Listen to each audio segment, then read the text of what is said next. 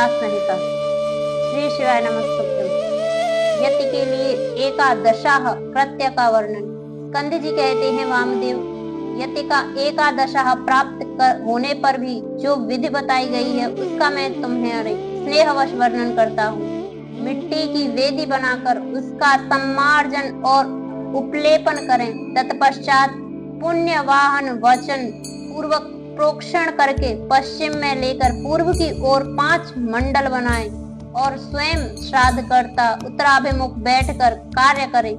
प्रादेश मात्र लंबा चौड़ा चौकोर मंडल बनाकर उसके मध्य भाग में बिंदु, उसके ऊपर त्रिकोण मंडल, उसके ऊपर षटकोण मंडल और उसके ऊपर गोल मंडल बनावें। फिर अपने सामने शंख की स्थापना करके पूजा के लिए बताई हुई पद्धति के क्रम से आचमन, प्राणायाम और संकल्प करके पूर्वोक्त 5 अतिवाहित देवताओं का देवेश्वरी देवियों के रूप में पूजन करें। उत्तर ओर आसन के लिए कुश डालकर जल का स्पर्श करें। पश्चिम में आरंभ करके पूर्व पर्यंत जो मंडल बताए गए हैं उनके भीतर पीठ के रूप में पुष्प रखें और उन पुष्पों पर क्रमशः उक्त 5 देवियों का आवाहन करें। पहले अग्नि पुंज स्वरूपिणी आतिवाहिक देवी का आवाहन करते हुए इस प्रकार कहें, ओम ह्रीं अग्नि रूपा मातिवाहिक देवताम आवाहयाम नमः। इस प्रकार सर्वत्र वाक्य योजना और भावना करें। इस तरह 5 देवियों का आवाहन करके प्रत्येक के लिए आदर पूर्वक स्थापना आदि मुद्राओं का प्रदर्शन करें। तत्पश्चात हांग हींग हूं होंग हेंग हंग इन बीज मंत्रों द्वारा षड्यंगन्यास और करन्यास करें। इसके बाद उन देवियों का इस प्रकार ध्यान करना चाहिए। उन सबके 4 हाथ हैं। उनमें से 2 हाथों में वे पाश और अंकुश धारण करती हैं तथा शेष 2 हाथों में अभय और वरद मुद्राएं हैं। उनकी अंग कांति चंद्र कांति के मणि के समान है। लाल अंगूठियों की प्रभा से उन्होंने संपूर्ण दिशाओं के मुखमंडल को रंग दिया है। वे लाल वस्त्र धारण करती हैं। उनके हाथ और पैर कमलों के समान शोभा पाती हैं।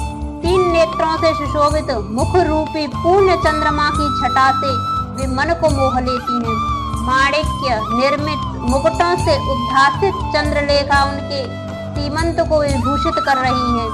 कपलों पर रत्न में कुंडल झलमला रहे हैं। उनके उरोध पीन तथा उन्नत हैं।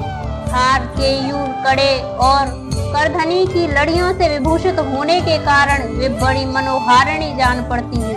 उनका कटिभाग कृश और नितंब स्थूल है। उनके अंग लाल रंग के दिव्य वस्त्रों से आच्छादित हैं। चरणा बिंदों में माणिक्य निर्मित पायजेबों की झनकार होती रहती है। पैरों की उंगलियों में बिच्छुओं की पंक्ति अत्यंत सुंदर एवं मनोहर है। यदि अनुग्रह मुर्दे के समान मूर्तिमान हो तो उससे क्या सिद्ध हो सकता है। इसलिए वे देवियां महेश्वर की भांति साक्षात्मक मूर्ति वाले अनुग्रह से संपन्न है। अतः उनके अनुग्रह से सब कुछ सिद्ध हो सकता है। सब पर अनुग्रह करने वाले भगवान शिव ने ही उन 5 मूर्तियों को स्वीकार किया है। इसलिए वे दिव्य संपूर्ण कार्य करने में समर्थ तथा परम अनुग्रह में तत्पर हैं।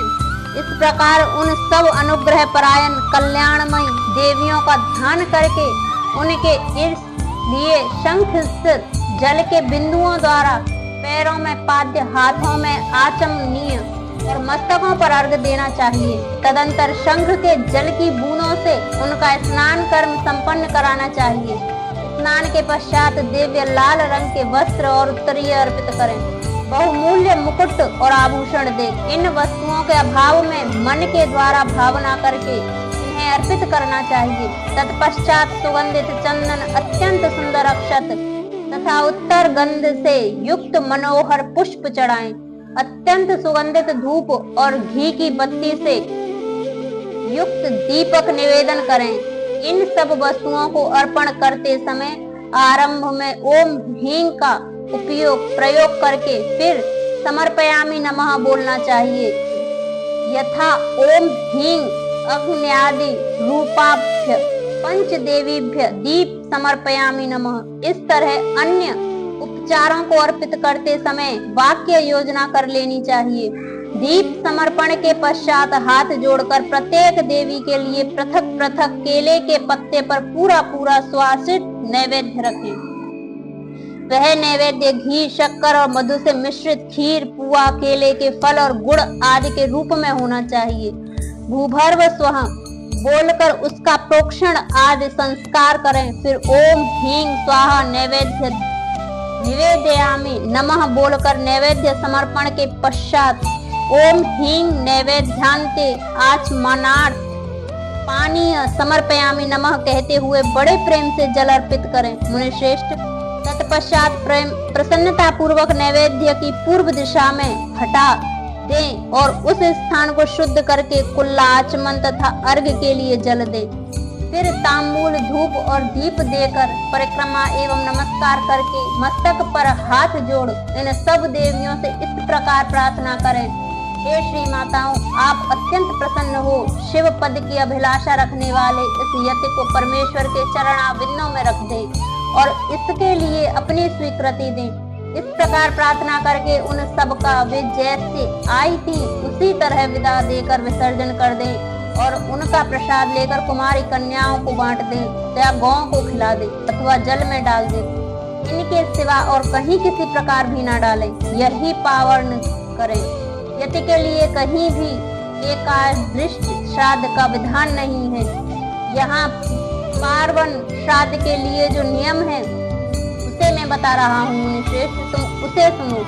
इससे कल्याण की प्राप्ति होती है। श्राद्ध करता पुरुष स्नान करके प्राणायाम करे, यज्ञोपवीत पहन सावधान हो, हाथ में पवित्र धारण करके देश काल का कीर्तन करने के पश्चात मैं इस पुण्य तिथि को पावन श्राद्ध करूंगा। इस तरह संकल्प करके संकल्प के बाद उत्तर दिशा में आसन के लिए उत्तम कुश बिछाए। फिर जल का स्पर्श करे। उन आसनों पर दृढ़ता पूर्वक उत्तम व्रत पालन करने वाले 4 शिव भक्त ब्राह्मणों को बुलाकर भक्ति भाव से बिठाए। वे ब्राह्मण उबटन लगाकर स्नान किए होने चाहिए। उनमें से एक ब्राह्मण से कहें, आप विश्व देव के लिए यहाँ श्राद्ध ग्रहण करने की कृपा करें।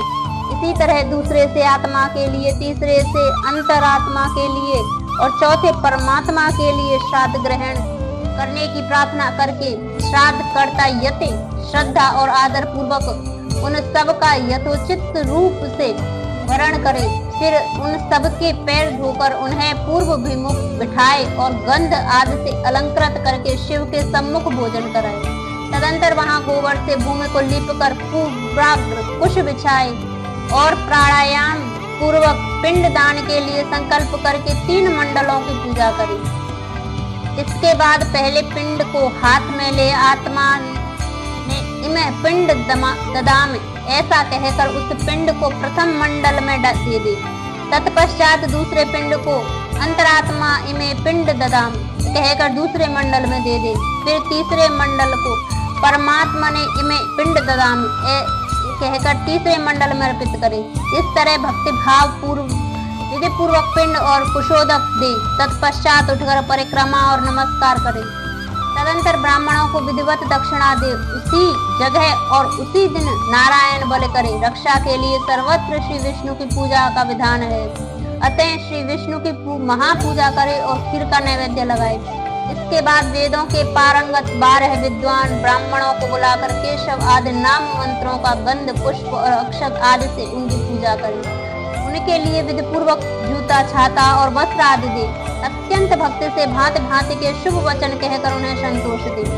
फिर पूर्वाग्र कुशों को बिछाकर ओम हूं स्वाहा, ओम हूं स्वाहा, ओम सूं स्वाहा ऐसा उच्चारण करके पृथ्वी पर खीर की बलि दे। मुनीश्वर, यह मैंने एकादशाह की विधि बताई है, तब द्वादशाह की विधि बताता हूँ। आदर पूर्वक सुनो।